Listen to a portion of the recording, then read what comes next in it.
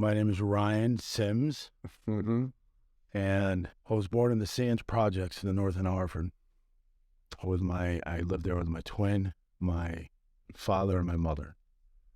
My father was a master sergeant in the Marines. He was about 6'11", about 400 pounds, big dude. He's Jamaican and Italian. My grandfather was the first barber in Hartford. What? To have a barbershop. So we lived there, and it was rough. It was really rough. My brain won't allow my memory to remember my tender from 10 down You have no memory. of that. I don't. I tried therapy and everything. I've tried different techniques to get it back, and I can't. Any pictures from that era that you've seen? Or your memories, your pictures. Yeah. Yeah, Wow. not a lot of pictures floating around. Yeah. No. How'd your twin? Does he remember? He does. So my father was an addict. Mm-hmm. After the Marines, he sold drugs and prostituted women and beat my mother up, and she had enough. And she took myself and my brother to my grandparents' house, her parents in Newington, on a farm, a plant and vegetable farm. And while we were there, I'm just kind of giving you why I can't remember. You can't remember. My mother's boyfriend got her hooked on crack cocaine and then molested my brother and I severely for years. So it was very hard. And if you ask that to him today, he'll never talk about that. And what ages were you? Young. Just below, less than, under 10. Yeah. Yeah. My goodness, Ryan. Yeah. So Goodness. that's why I don't have a relationship with my twin today. And it's sad. But because of my incarceration, because of my addiction, my journey, he kind of turned his back on me. I haven't talked to him in years, 3 years probably. Oh, Yeah, it stinks. does he live nearby? He lives in West Hartford. Okay. He lives in West Hartford. He works for the town. I love him. And I keep reaching out to him. And, one day, One day, yep. So he's a great guy. We really don't look alike. recovery is the great redeemer. Are you the same size? Yeah, he's a couple inches shorter. Yeah. But he's got a more, not as narrow head. Okay. Get a little rounder. Mine's a little bit bigger, and I'm a little taller. All right. Yeah, how tall are you? 6'7". Yeah. Probably a little shorter now because of my knee replacements. Well, Eric, if you're listening to this, I encourage you to talk to Ryan. He is an outstanding human being and does amazing work, and both your lives would be enriched. Thank you. Yeah, I would encourage that.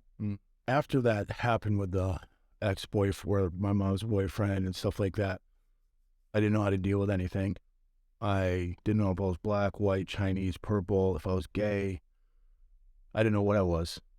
I was very confused. And I remember watching my grandparents and my grandmother, my grandparents, my aunts would stay at the house and watching them drink Miller Lite and Busch Light beer and, seem like they're having a good time. So I remember just being so curious, right? I was such a curious kid. And I remember taking my grandmother's Myers rum. I became a thief very young. I don't know where that came from, but I did. And I remember taking her rum, and I remember hiding in a closet, sitting down, hiding in a closet, and drinking that, and it tasting like absolute shit. Yeah. Right? But it made me feel I had some confidence. So that was my first drink. And my mother used to smoke pot, party with her friends, pills and Percocets and things like that. No cocaine until that started to happen, where she met somebody and that started happening. So, I would take her pot. I remember working at a restaurant in Newington, pizza restaurant. I stole an eighth of weed from her. And she came down. She didn't even say anything to anybody. She walked right into the back where I was making pizza and whooped me for taking her pot, which made me even want to take it even more and smoke it even more for some reason. So that's how I was kind of introduced to the drinking and to the pot. So I started smoking pot, and for some reason, so I lived in Newington. So right next to me on East Robbins Avenue was a Frank Brewski, was a narcotics cop from Hartford, big biker dude. Like I said before, I was so curious, so I would hang out with the wrong people, right? Kids that I shouldn't have been hanging out with, and that eventually led into my first inmate number.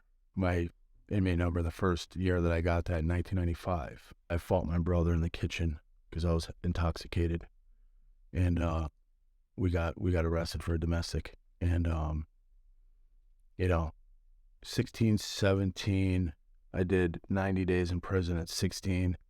I was freaking out. I get to prison. I told the warden, I said, I don't belong here. He said, you don't belong here? And he walked me to the front door, and then he closed it. He said, you belong here, and you're under my custody. From that point on, like, being incarcerated that young was a game changer for me in the worst way possible. Because when I got out, my grandfather died. So my grandparents were like everything to me. Everything. My mother was either out partying or doing something, and she was a school bus driver. So they were everything to me. He passed away, and I remember my mom coming up to MY and telling me that Grandpa died, and I shattered the plexiglass window in front of me. I was so angry. So the anger just kept building. I got out of prison, and they were in the process of selling the property. They sold everything, and I just remember going right to 64-ounce or 40-ounce beers and chugging them as fast as I can. My addiction really, the gasoline got put on it at that point. So I didn't want to leave. They wanted to leave. They wanted me to leave, and I wouldn't leave. I stayed in the garage, and those are memories I'll never forget on that farm. And once that happened, once they sold it and I had to leave, everybody split up. My twin went this way, and my mom went this way, and at a very young age, I was on your own. I was on my own. Yeah. I was on my own. And again, I geared towards hanging out with people in Hartford, Do you have any relationship with your dad at this point? No, he passed. He was a diabetic, and he broke up with his longtime girlfriend, didn't take his insulin, and went to a diabetic coma, and then passed away in Philadelphia in the Veterans Hospital. So that was tough. But he wasn't, when you're in your teenagers and running around, he was nowhere to be seen. No, I met him in 2005 Okay. for the first time at my sister's wedding, which I didn't know I had 3 half-sisters. Wow. And I met my father, my grandfather, Pug, rest in peace. They called him Pug. He was 90, and you couldn't understand him, his patois. You couldn't understand him. No. Yeah, so he was just a great guy. He would always call me his favorite grandson. You're my favorite grandson.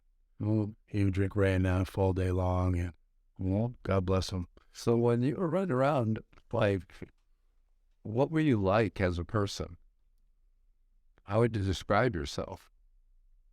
Gradually, it got very dark, right? So my whole life, I can remember being in school very young, in middle school, and I remember her name, Miss Ryan. Mm-hmm. She says, I used to be just the most helpful kid to people. I've always wanted to help people in general. Mm-hmm. And when I was a teenager, I got out of prison, in the teenage years, very outgoing and sociable when I first started to really drink. That gave me the fire. Mm-hmm. And then I got very dark. Can you say dark? What do you mean? I mean that I was still searching for a group of people to be with and hang out with and be accepted. I still didn't know what I was, sexually or anything. Mm-hmm. And I've been incarcerated from 1995 on and off since 2021 was the last time. I remember being incarcerated in Osborne summers, and I wanted to feel accepted. So I started hanging around with some people. I started hanging around with one individual. He was a Hell's Angel. And, he said, this is the only way that you could be a part of us and be accepted. And I felt that acceptance. And I was violent. I was very violent. I was used because of my size. And I became more angry. And I became more fearless. And then things really escalated. I couldn't stay out of prison for more than a year. I tried cocaine in prison for the first time, crack cocaine. That just kind of opened Pandora's box. 26 years in and out of prison. Yeah. For a variety of offenses, I'm sure. A variety. So let me ask you this question then. Who are you today? Because you said you didn't know who you were. Who are you today? It's a good question. I can right off the top of my head, I'm a very compassionate, loving, gentle giant. That's the best way I can put it. Life has beat me down so much, and I've allowed that to happen through my own fault, my own. But things have happened to me in my life where it's beating me down. If you think about Paul Bunyan, and you think about that big axe he has, that's what I felt like, just being down, right? Today, I'm a gentle giant because of the pain and suffering I've been through and the pain that I afflicted on other people. I am very calm and loving and peaceful today. What do you attribute the change to? My Lord and Savior. In recovery. I've known recovery through the Department of Corrections. And I always used to say, when they come in, the guys from H&I and stuff, and I'd be like, I'll never fucking be like these people. What's H&I? H&I's hospitals and institutions. They come into prisons and bring, Narcotics Anonymous and AA. And I grew up knowing these guys in prison. And I said I would never, not in a bad way, I never thought that I can ever do that. I was looking in the mirror because my father did time too. He did a bunch of time. He lived and I look in the mirror, and I remember my twin brother saying, "You'll always be like your dad." I look in the mirror, I remember in hospital, I can remember in the cell and everything I was in. I said, I'm going to spend the rest of my life in here. Yep. That's what I said to myself. Because that's what I believed. And so, now that you're free, what's that feel like? It feels wonderful. It feels wonderful to, the only way I can explain it is if you're on a beach and it's really hot and humid, and you just close your eyes and you get a cold breeze across your whole body. That's what it feels like. When I met Melissa in Rogowski, when I seen that big sign on the wall, I said, recovery coaches, only if you're serious about your recovery. When I met her, I say this and I continue, and I'll continue to say it. Who's what? Our Melissa? Yes. Who's Melissa? So Melissa McGee was my recovery coach. She works for CCAR. Yep. And she worked for the Department of Corrections. And, I never came across somebody, a female, who spoke like she did, not in a negative or derogatory way. She just spoke the truth, and it went right through me, right? And her examples of her life, I can identify with all of it, right? But it was different because it was a female, to me. And that's when that journey started. August 7th was the last time I put a drug or a drink in my body of 2020. So do you remember any of the truths she spoke to you that resonated? The way she was speaking to me, and she shared her story so raw and honestly about certain things I don't know if I can talk about, right? Okay. Yeah. And I identified with everything with it. And she said, she really helped me remove the 243-881 inmate number. And she put sunshine, she put light and sunshine and direction into my head, right? light, sunshine, and direction in a very dark, dismal place. Oh. In it, I was just so interested to talk to her again, you know? Mm-hmm. And she said something to me that it doesn't matter. She talked about the promises of AA. Mm-hmm. No matter how far we have gone down the scale, our experiences can help somebody else. Right. And, you know, she explained her life. You know, she explained that. She brought some sunshine into my life.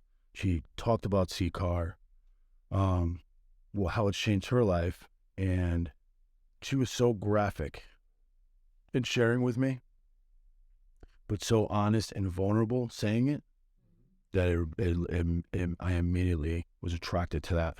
Right. I wanted that. I wanted to talk about sexual abuse. I wanted to talk about all kinds of things because I thought it was okay. My life, I always looked, growing up in the prison system, I always looked at COs, wardens, and captains as my father. Yeah. Yep. I searched for my dad and correction officers because that's where I spent most of my life. I looked up to them, right? It's just, I was searching for something for a long time, you know. My mother was never a mother. I partied with my mother. I did drugs with her. People thought she was my girlfriend most of the time. I'm my mother. And still to this day, it's the God's honest truth that I don't consider her as a mom. I consider her as a friend because that's how our relationship has been my whole life. She's always been there for me, and I love her to pieces. Right. I do. But it's I had to put some powder in a wheelbarrow and put some water in it and make a concrete boundary between us. Yeah. You know? You know, one of the things on a podcast with somebody who had been incarcerated for a long time, I had this epiphany for the first time that when you do get into recovery, the things that either got you into prison or you experienced in prison must be incredibly hard to process with the new lens of recovery. Have you had to go through any of that? In processing and you know, taking another tectonic shift in my recovery was taking suggestions and being willing to take suggestions from people and taking my pride and ego out of all of that, right? Mm-hmm. I can do this on my own. Mm-hmm. I'm good. Yeah. It's not happening. You know, I got therapy. I got therapy for the sexual abuse. I got therapy for, it was suggested to me to go to therapy, right? One of the main things that helps me out today, extremely, is working with people in jail diversion, right? Going to the courthouse, saying, hey, talking to the jail diversion team, and going downstairs and walking by those same marshals and COs that would say Sims or inmate or whatever the case may be, and shaking their hand and talking to them about their day, and going to talk to somebody behind in lockup. You know, and you know, Phil said this a long time ago, and other people have said this about strengthening and finding out what your art is as a coach, and that's my art. I believe. I connect with them so much. I really do, and I let them know that. Yeah. That this is who I am, and this is my inmate number, and this is where I am today, and this is how I'm doing it and how I did it, not by myself, right? But with this team. I call it the A-team, right? So what's life like today? I have a really, really good attitude in life, right? Because of my sobriety, because of my higher power, because of people that I surround myself with, that positivity, right? Growing. I have a great relationship with my daughter now. She calls me dad. It's something that I can't really put a word to, the feeling of that. Mm-hmm. She's 6'1". She's gonna be 15. She's an artist. She loves me. She had a grown-up conversation with me not too long ago. I couldn't believe it. She said, Dad, this was about a year ago, a year and a half ago. She said, Dad, I'm not ready to see you yet. I need some time. I couldn't, I was hurt and so happy at the same time that she could talk to me like that. Right. So, my life today is great. I mean, I love helping people. I love giving back. God has blessed me with 2 brand new knees, and that was a journey. But I'm grateful for that. I'm grateful. I'll be 44 on Tuesday. I'm just grateful for that. I've learned how to talk to myself correctly today. I talk to myself. I say, Ryan, I love you. You're a great guy. I do. Yeah. You made some mistakes. That doesn't define who you are today. Keep it moving. Do nice things for people. Right. And no matter what, don't give up. I got a friend, Timmy, that texts me every day. He said no matter what, he's been texting me every day for a couple of years now. No matter what, don't drink. Don't pick up. I love you. That's what I need. Right. I like to spread that also. Oh. God has gifted me my life today. Mm-hmm. I was shot 3 times at close range. I've been beaten up and down my whole life. You were shot 3 times. Yeah. 3 different times or just one occurrence? 3 different times. 3 different times. When I was doing security in New Haven and Hartford, I got shot here, went through here, almost blew my whole elbow and arm off. I got shot in my chest and I got shot right above my groin. The groin shot was a ricochet off a car. I met the guy that shot me years later in Gardner Correctional. He got 160 years. He drove downtown. Yeah. To one way. And him and another person drove on the one way, stopped in front of Papa's Pizza, 2009. Got out. It was 2:30 in the morning. I was bouncing in a club next door. He walked in, he shot 4 people, point blank range, killed them.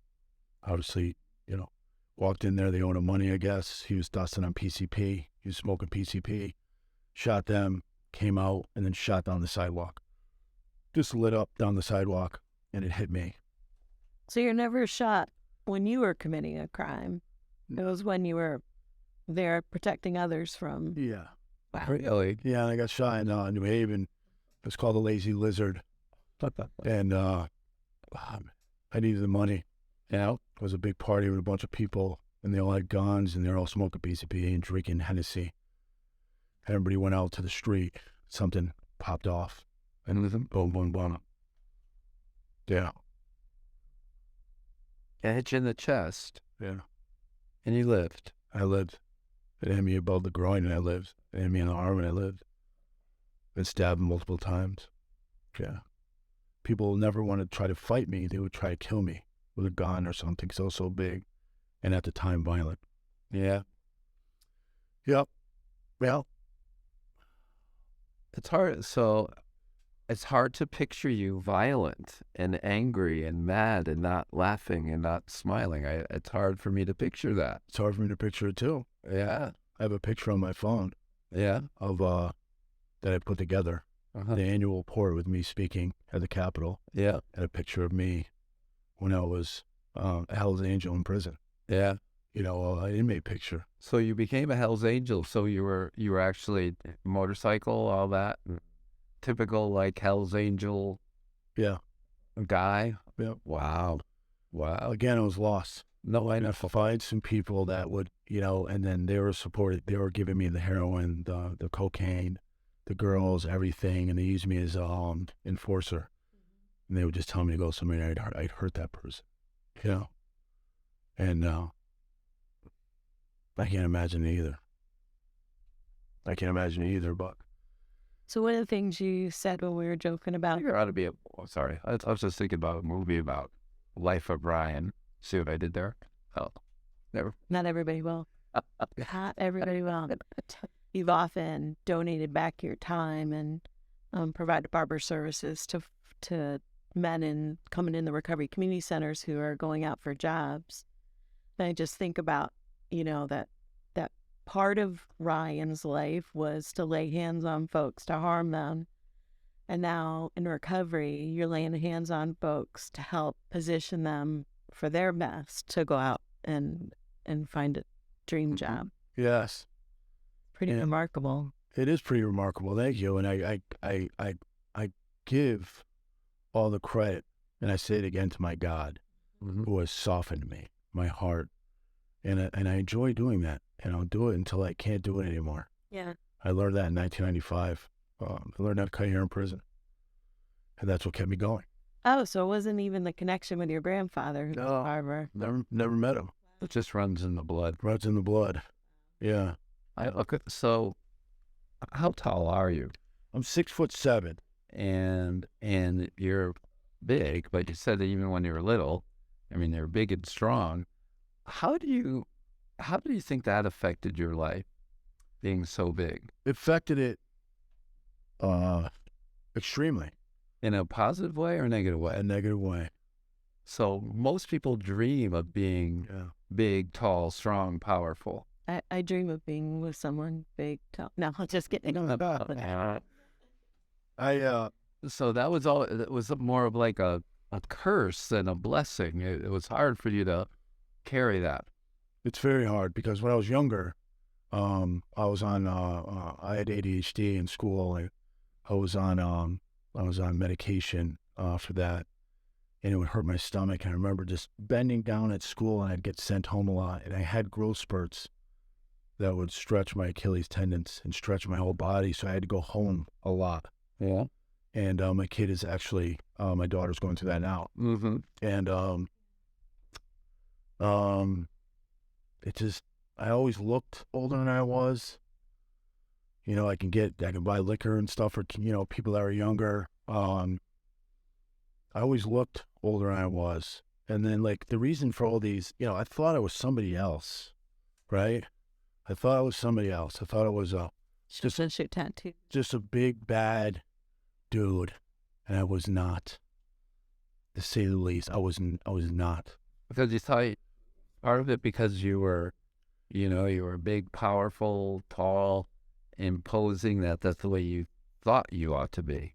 Yeah. And the expectation of the world. The world. Yeah. So, expectation of the world. Well, why aren't you a football player or a basketball player, right? Is that the other typical thing? Typical, could you reach this in the grocery store? Yeah. And I love doing things like that. But growing up big, it was just hard. It was hard.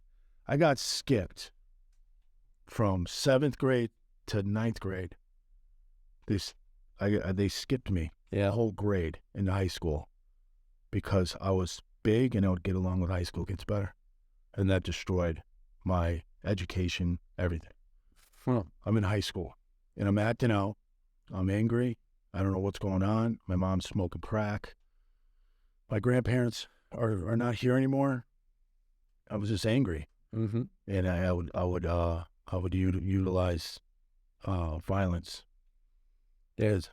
for that, and they kicked me out of school and they put me in a technical school in Manchester. I had all these great opportunities. I could have went to Johnson Wales, and I could have, with my chef, I could have done all these things. Right. But the addiction got in the way, seriously. Are you comfortable in your body now? Not 100%.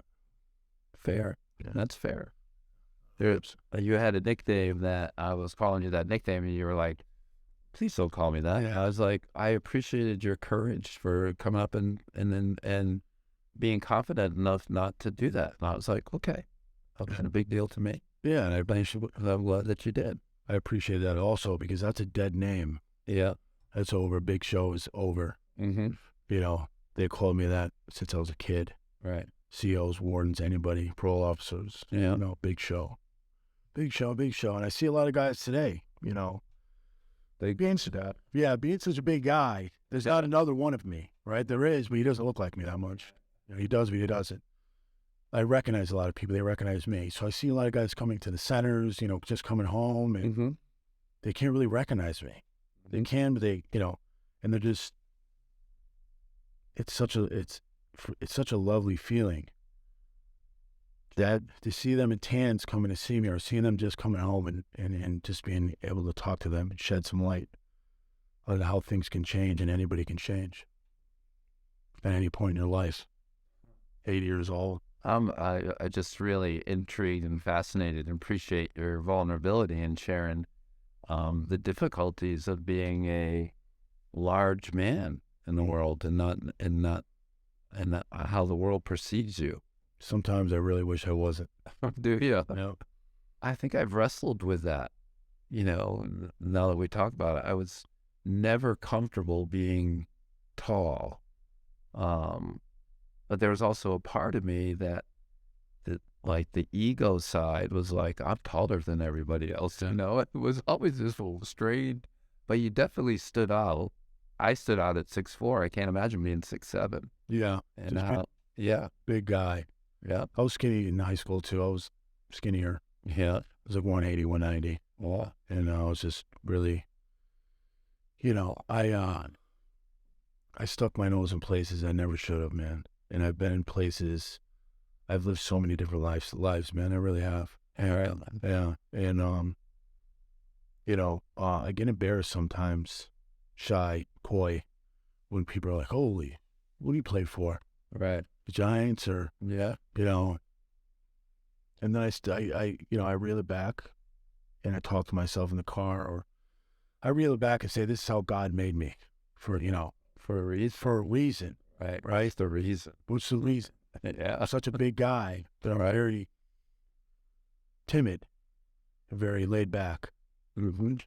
And I'm just grateful. Well, you're also naturally, the way I see you, is wired as a helper.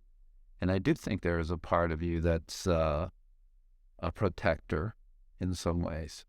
I am very protective of, Yeah. But I think, I think you can be a large man, kind and humble at the same time.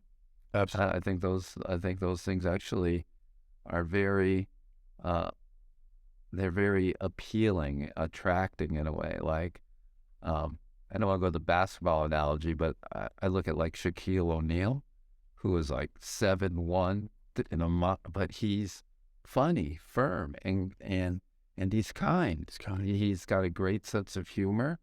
He laughs well. Just, if he got the ball underneath the basket, you didn't really want to be guarding it at that time. But at any other place, he's remarkable. he's a great example. Right. Yeah, I follow him a lot on social media, and he's a sheriff. He's massive. Yeah. I mean, he makes me look like a midget. Right. Wait. Well, I know who you're playing for now. You're playing for CCAR recovery. Yes. You're playing for hope. Playing for all the good stuff. Well, I just think what an impact you must have that people are in the jail diversion program and they see you and you just tell them what your inmate number is, and you had instant credibility, partly because of your history, well, mostly because of how you carry yourself now. They say, this guy's got it, and look at him now. I mean, just look at you. Yeah. It's hard. It's hard to. Yeah. It's still something I'm working on. Yeah. It's accepting compliments or accepting nice gestures. It's a work of progress. Yeah. It's like my family's from Kingston in Montego Bay area, right? And it's like those beautiful waterfalls that are out there. And underneath that water is some really sharp, jagged rocks that you can hurt yourself on. But over time, it smooths out because of that pressure. Mm-hmm. And I've been put through the pressure, Mm-hmm. the fire. And I thank God that he still has me on this earth to help other people and show them that. Doesn't matter how much time he did in prison. There's guys that come to the centers in Bridgeport that come home after 23, 24 years and never seeing light, never seeing the street in that long. Roll. And I'm working with numerous guys like that now. Mm-hmm. And to give that back, to show them that it doesn't take magic, right? There isn't a magic wand. Mm-hmm. It just takes, it takes some love and some willingness and some dedication to your life to change. And you can't do it on yourself. You can't do it by yourself. All right. Right? Make some better choices. Make some better choices. So I make really good choices today. All right. I don't speed. Well, I don't get arrested. I still speed. I got that new car. Yes, you do, woman. Making better choices. Huh? Making better choices. Right. That's the key to it. To be healthy for myself, to leave a good legacy for my daughter. Yeah, it doesn't matter if you're 1 day, 1 year, 10 years, 35 years in recovery like me. I have the opportunity to make better choices every day. Yeah. What would you say to little Ryan, your younger version? Believe in yourself. Love yourself. It's going to be okay. Hey. Wow. Melissa taught me that. Oh, that touched me. Melissa taught me Yeah. about little Ryan. She did. I believe you. She did. She told me about little Ryan. And there's key things that I grab from Phil, that I grab from Melissa, that I grab from Brian, that I grab from the team. It's just in life that I will be tattooed in my head. Okay. Tattooed in my head. Absolutely. Well, thank you, Ryan. Thank you. Enjoyed our conversation. Thank you. It was very comfortable.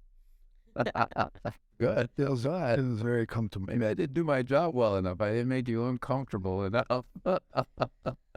I do want to say something, and I do want to say, if anybody's listening to this podcast, people that are listening to this that are struggling, that think they can never stop using drugs or alcohol or stop the behaviors in their life, that is possible. It's possible.